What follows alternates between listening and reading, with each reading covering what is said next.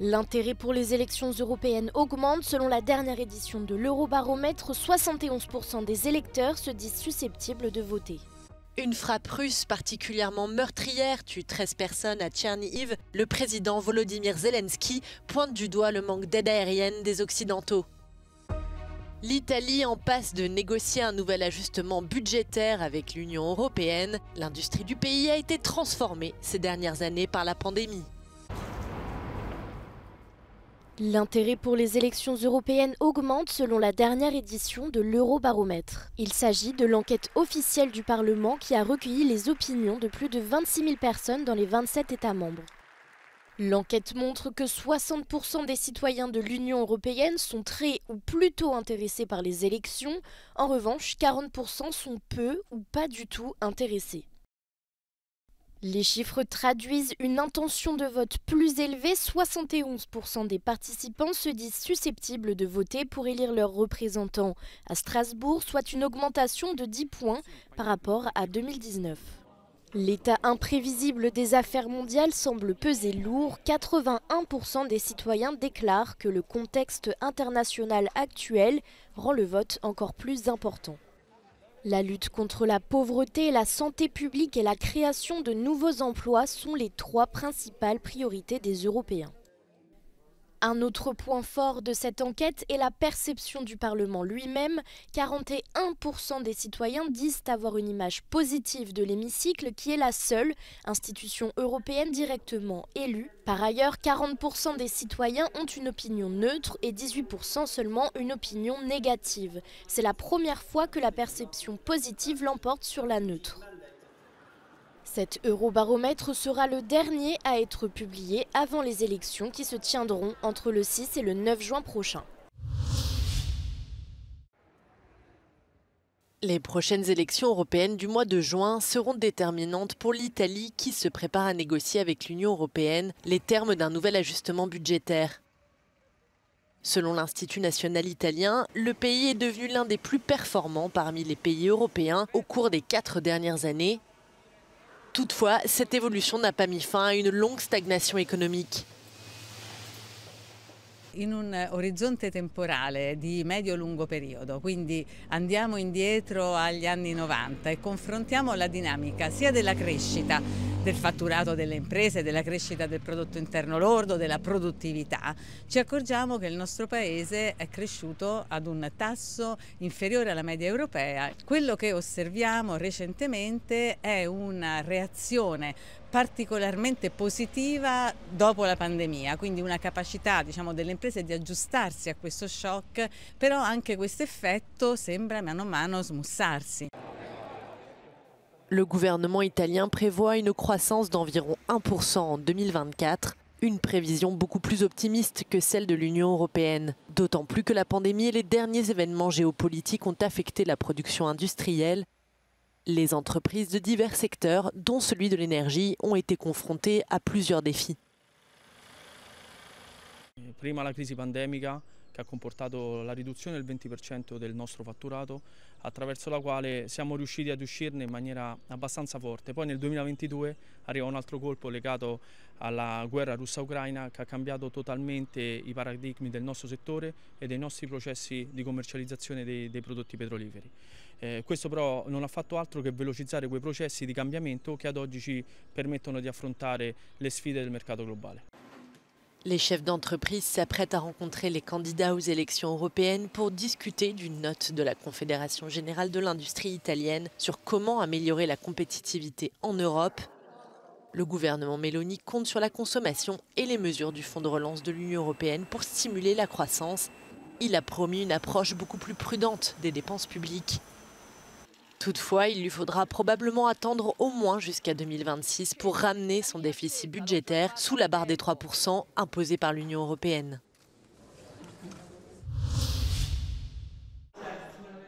Les électeurs croates convoqués pour des législatives où s'affrontent le président populiste Zoran Milanović et son premier ministre conservateur Andrej Plenković. Le président est l'homme fort des sociodémocrates. Il critique le soutien de l'Europe à l'Ukraine et accuse Andrej Plenković d'être à la tête d'un gouvernement corrompu. De son côté, le Premier ministre se vante d'avoir arrimer la Croatie à l'Europe et dit de son rival qu'il est lâche. Selon les sondages, aucun des deux hommes n'est en position d'obtenir la majorité des sièges au Parlement. Ce mercredi, au moins 13 personnes sont mortes dans une frappe menée par l'armée russe à Tchernihiv, la ville ukrainienne à la frontière du Bélarus. Une femme lieutenant de police de 25 ans figure parmi les victimes. Elle se trouvait chez elle, en congé maladie, lorsqu'un éclat d'obus l'a blessée mortellement. Des enfants figurent aussi parmi la soixantaine de blessés. Selon les autorités locales, les infrastructures civiles étaient délibérément visées. Le ministère de l'Intérieur a diffusé la vidéo du sauvetage d'un homme tiré des restes d'un bâtiment par une équipe de secouristes. 3 personnes au total ont été secourues sous les décombres, selon le service d'État pour les situations d'urgence.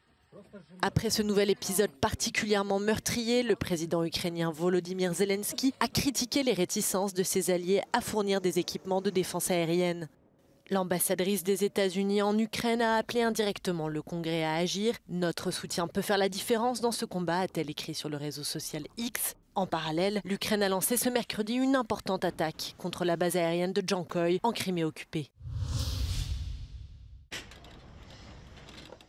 Des journalistes ont eu un accès rare à un sous-marin français à propulsion nucléaire. L'un des 3 sous-marins d'attaque de la classe Ruby qui transporte un équipage de 70 personnes.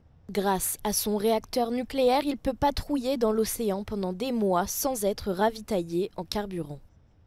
Le Ruby peut transporter des torpilles et des missiles anti-sous-marins et anti-navires. Un de ses rôles, protéger la flotte de sous-marins nucléaires de plus grande taille dont la France possède 4 exemplaires. We are submarine nuclear attack, meaning nuclear attack submarines.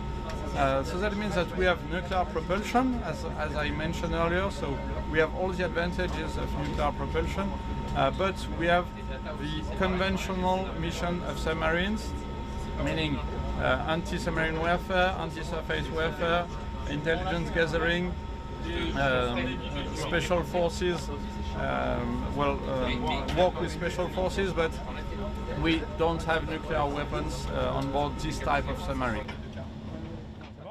Ce sous-marin escortera le porte-avions Charles de Gaulle dans le cadre d'une opération en Méditerranée avec l'OTAN.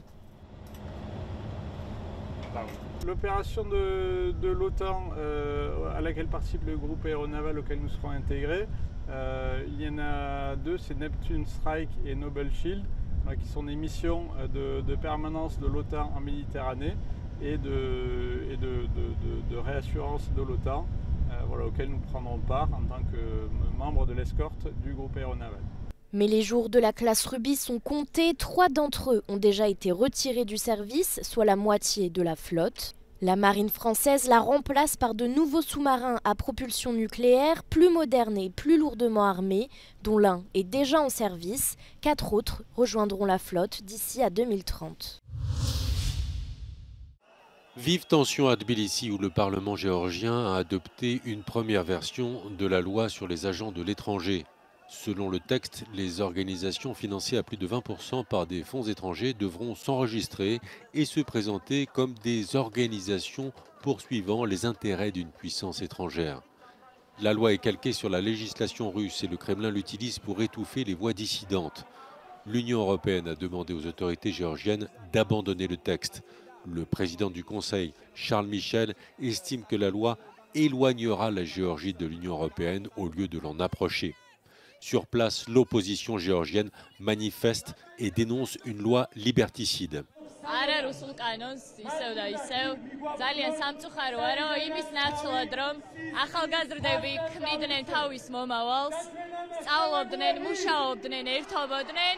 ყოველ წელს ვიწევს ძალიან ბევრჯერ აქ დგომა და ძალიან დიდი დროის დაკარგვა აქ დგომაში. მაგრამ არასდროს არ ყოფილა ეს დრო დაკარგული, იმიტომ რომ შედეგი ყოველთვის აისახებოდა საქართველოზე. დღემდე მოვედით სწორედ ამ სულისკვეთებით. ისტორიის მანძილზე საქართველო ყოველთვის იყო ძალიან ნათელი ევროპული ოჯახის წევრი. Le gouvernement géorgien présente la loi comme un effort pour apporter davantage de transparence dans le financement des organisations du pays. Les députés ont adopté une première mouture de la loi par 78 voix contre 25.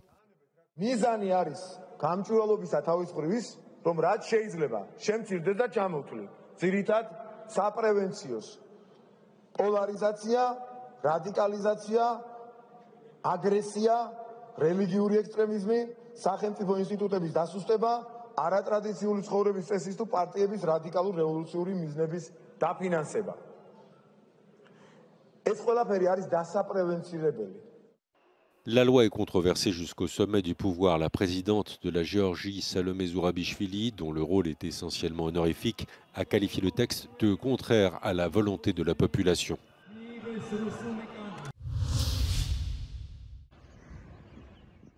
Certaines des autoroutes de Dubaï restent fermées, tout comme les écoles, et les voyageurs sont invités à ne pas se rendre à l'aéroport sauf en cas d'absolue nécessité. L'équivalent de 2 ans de précipitation s'est abattu sur la région en l'espace d'une journée. De l'histoire des services météo, jamais autant de pluie n'était tombée sur la zone en si peu de temps. Les pluies torrentielles ont frappé les Émirats arabes unis et le Bahreïn dans la nuit de lundi à mardi. Les autorités parlent d'un événement météorologique historique. Cette année, le pavillon israélien va rester fermé à la Biennale de Venise. L'artiste russe Patir, qui représente Israël pour cette édition, ainsi que les commissaires de l'exposition, ont décidé de ne pas l'ouvrir pour réclamer un cessez-le-feu à Gaza et demander la libération des otages israéliens. L'art peut attendre, mais les femmes et les enfants et les personnes qui vivent l'enfer ne le peuvent pas, ont-ils déclaré dans un communiqué. Le ministre italien de la Culture avait fermement soutenu la participation d'Israël pour cette 60e édition de la Biennale.